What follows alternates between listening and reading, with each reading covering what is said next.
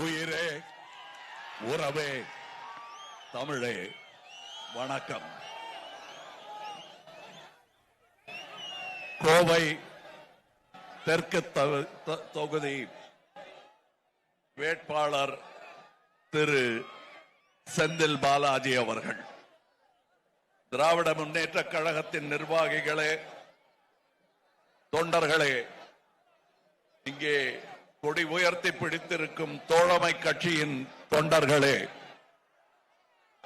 அவங்க மக்கள் பார்ப்பதற்கு கொஞ்சம் கொடியை தாழ்த்திக்கிட்டீங்கன்னா அவங்களுக்கு முகம் தெரியும். ஆமா, நன்றி. மக்கள் நீதி மய்யம் நிர்வாகிகள், தொண்டர்கள், அவர்கள் பெருந்தன்மை அனைத்திற்கும் என் வணக்கம். அனைவருக்கும் என் வணக்கம். அம்மன்குளம், கல்லுக்குழி, கேம்பட்டி காலனி, இவர்கள், இந்த மக்கள் யார் என்று எனக்கு தெரியும். அவர்கள் உணர்வு பூர்வமானவர்கள்.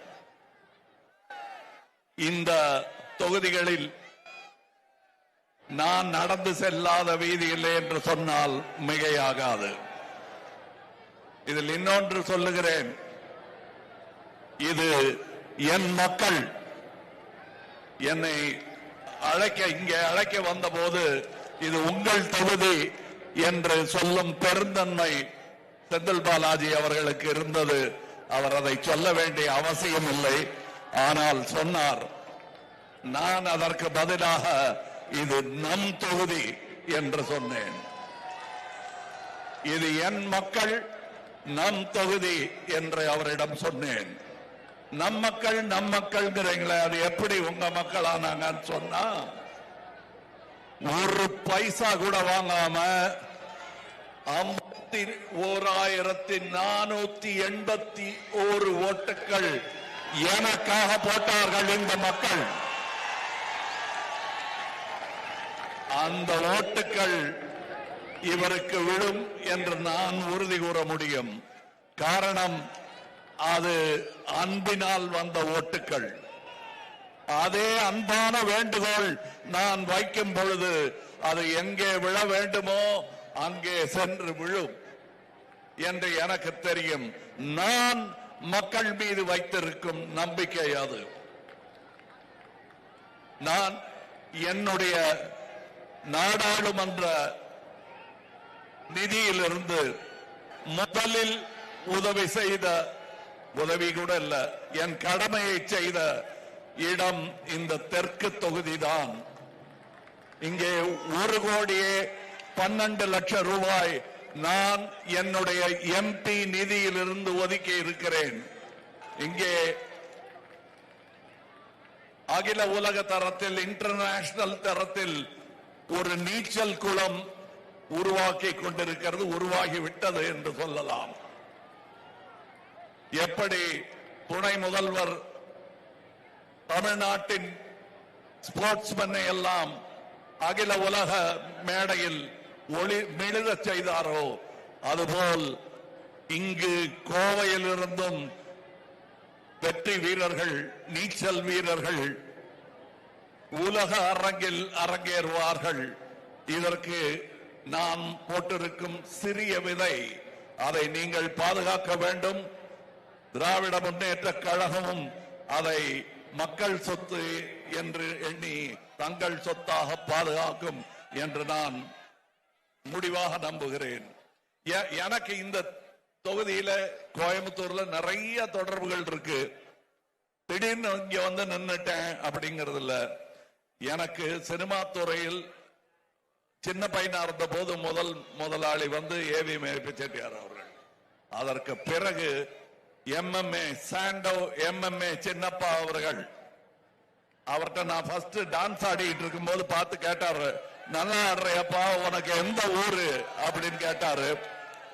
அப்ப நான் ராமநாதபுரம் சொன்னேன். அவர் இங்க இருக்கிற ராமநாதபுரம் நினைச்சுக்கிட்டு வேலை கொடுத்துட்டாரு. அப்புறம் பார்த்தா அது பரமக்குடி பக்கத்தில் இருக்கிற ராமநாதபுரம். ஆனா அவர் என் திறமையை மதித்து வேலை கொடுத்த முதலாளி. அதனாலதான் நான் இங்க தெற்கு தொகுதியில் நிற்கும் போது முதல்ல அவருடைய உடற்பயிற்சி மன்றம் ஒன்று இருந்தது. அங்கே சென்று விட்டு மற்ற தொகுதிகளுக்கு வேலை பார்க்க சென்றேன்.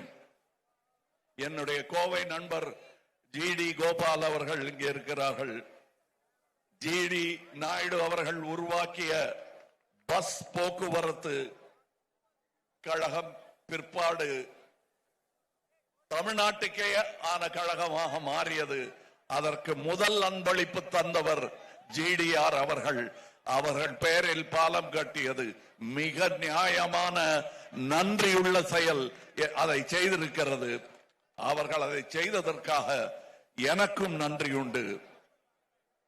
இதுல முக்கியமா இன்னொரு விஷயம், அவர்கள் செய்த சாதனைகள் எல்லாம் டிவியில சொல்லிட்டு இருக்காங்க, பெரிய பெரிய பேனர்ல போட்டிருக்காங்க. மக்களுக்கும் அது தெரியும். மற்ற மாநிலங்கள் பார்த்து பொறாமைப்படும் அளவுக்கு, எதிரியே நமக்கு முதல் இடம் கொடுக்கும் அளவிற்கு இது இவர்கள் சொல்லும் பெருமை அல்ல, டாடா சொல்லுகிறது. டாடா எங்கிருந்து வருகிறது? வடக்கில் இருந்து வருகிறது. அங்கிருந்து வரும் உண்மையான டாடா சொல்லுகிறது தமிழகம் முதலிடத்தில் நிற்கிறது என்று. இதற்கு யார் காரணம் என்று நான் சொல்ல தேவையில்லை. 15 கட்சிகளை ஒன்றாக இணைக்கும் அந்த பெருந்தன்மை, அற்புதமான பெருந்தன்மை, வியூகம், அரசியல் வியூகம் மட்டுமல்ல, பெருந்தன்மையும் கூட. அதை செய்து காட்டி இருக்கிற அவருடைய அந்த பெருந்தன்மை எனக்கும் ஒட்டி கொண்டதில் ஆச்சரியம் இல்லை. அதனால்தான் இவர் உங்கள் தொகுதி என்று சொல்லும் பொழுது இல்லை, இது நம் தொகுதி என்று சொல்லுகிறேன். எல்லாரும் திமுகவை வீழ்த்துவேன், திமுகவை வீழ்த்துவேன் என்று சொல்லிக் கொண்டார்கள். அவர்கள் ஃபர்ஸ்ட் தேங்காய் உடைக்கிறதே திமுக பேர் சொல்லிதான் உடைக்கிறாங்க. ஆனா இத்தனை பேரும் திமுக ஒழிப்பேன்னு சொல்றவங்களுக்கு பின்னாடி எல்லாம் ஒரே ஒரு முதலாளி தான் இருக்கிறார். அவர் வடக்கே இருக்கிறார். அவருடைய நிதியுடன், அவருடைய மதியுடன் செயல்படுகிறார்கள். எனக்கு இவங்க எல்லாம் பார்க்கும் போது ஏதோ ஒரு ஃபேன்சி டிரஸ் காம்படிஷன் மாதிரி தான் தெரியுது. ஒவ்வொருத்தர் ஒவ்வொரு வேலை போட்டுக்கிட்டு வர்றாங்க. அதெல்லாம் இங்க பலிக்காது. காரணம், இந்த தொகுதியில் இந்த மக்களுடன் பேசி இருக்கிறேன், பழகி இருக்கிறேன். அவர்களுக்கு புத்தி இருக்கு. எங்க ஊருக்கு ஏன் மெட்ரோ விடலன்னு கேட்கும் புத்தி இருக்கிறது. நான் ஒண்ணு சொல்றேன், இங்க உங்களுக்கு மெட்ரோ விடுவதற்கான பாப்புலேஷன் இல்ல, ஜனத்தொகை குறைவுங்கிறாங்களே. அந்த பாட்னாவில் இதை விட பெட்டர் இது இருக்கா? அவங்களுக்கு விதிகளை எல்லாம் தளர்த்தி ஆக்ரா, பாட்னா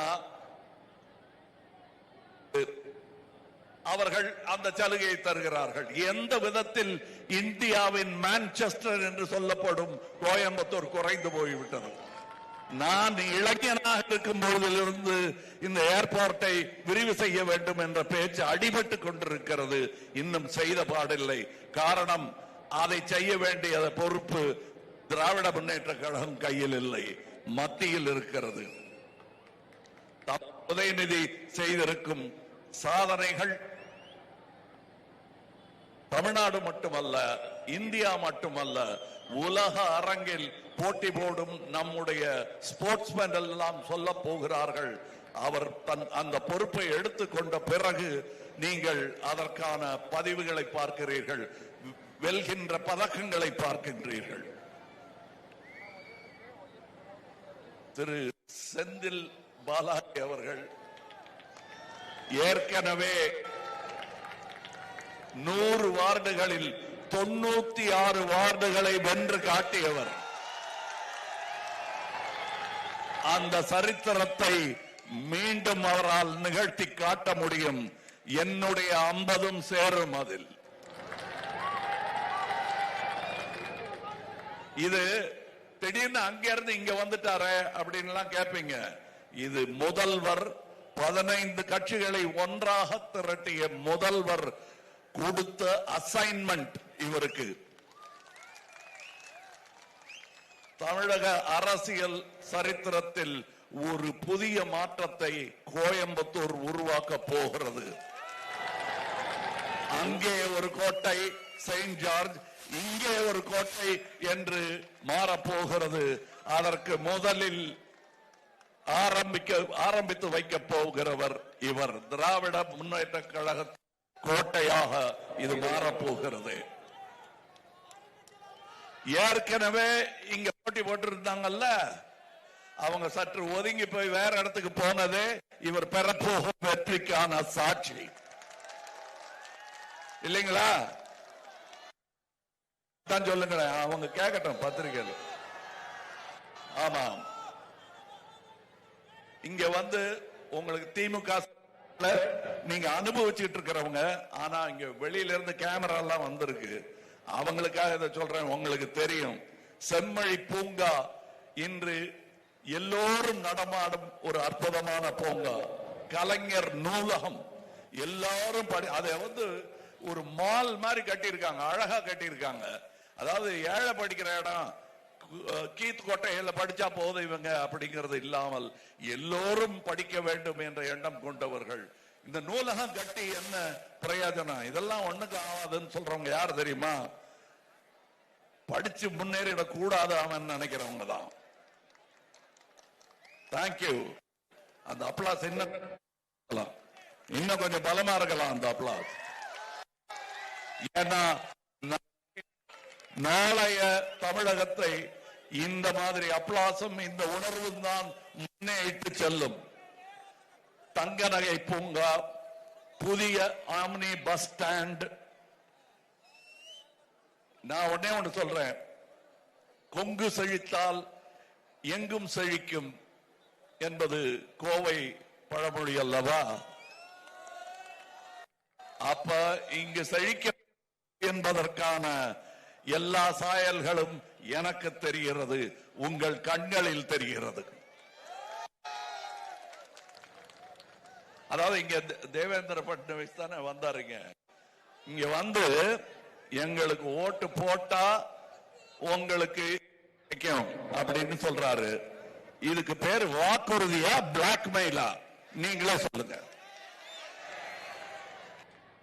அந்த பிளாக்மெயில் இங்க நடக்காது, தமிழ்நாட்டில் நடக்காது. இத வந்து முதல்வரே கேட்டாரு, என்ன மிரட்டி பாக்குறீங்களான்னு. மிரட்டித்தான் பாருங்களேன் என்ன ஆகுதுன்னு. 4ஆம் தேதி தெரியும், 23ஆம் தேதி நீங்க செய்ய வேண்டியதை செஞ்சா தெரியும். தமிழ்நாடோட மிரட்டல் எப்படி இருக்குங்கிறத நாங்க பாராளுமன்றத்தில் செய்து காட்டிட்டார். இப்ப இருக்கிற இந்த 543ல 33% கொண்டு வர வேண்டியது என் கடமை. கமலஹாசனின் வாக்குறுதி இது வந்தாகணும். இதற்காக நான் போராடுவேன் என்பதுதான் நான் உங்களுக்கு கொடுக்கும் வாக்குறுதி.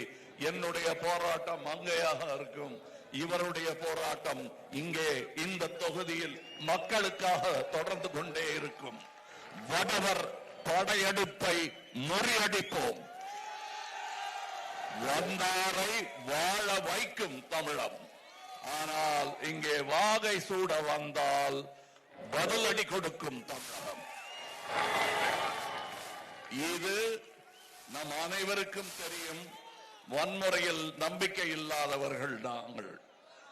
ஆனால் சட்டப்படி என்ன செய்ய வேண்டுமோ அதை 23ஆம் தேதி செய்து காண்பியுங்கள், காண்பிப்போம் என்பதை நீங்கள் தான் வாக்குறுதியாக எனக்கு தர வேண்டும். இவர் கொடுத்த வாக்குறுதிகளை எல்லாம் நிறைவேற்றுவார்.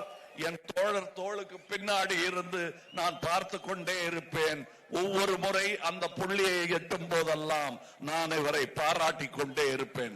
தேவைப்பட்டால் விமர்சிக்கவும் செய்வேன். என்னுடைய சகோதரர், என்னுடைய தொகுதி, நம்முடைய தொகுதி, நம்முடைய மக்கள் என்று பெருமையோடு சொல்லிக் கொள்கிறேன். நாளை நமதாக வேண்டும் என்றால் நல்ல அரசியல் பத்தறிவுடன் நீங்கள் செயல்பட வேண்டும். உதய சூரியன் உங்கள் சின்னம். 23ஆம் தேதி நாம் பெறும் போகும் வெற்றியின் ஆரம்பம். ஜெய்ஹிந்த். நாளை நமதே. வாழ்க தமிழ்நாடு. வணக்கம்.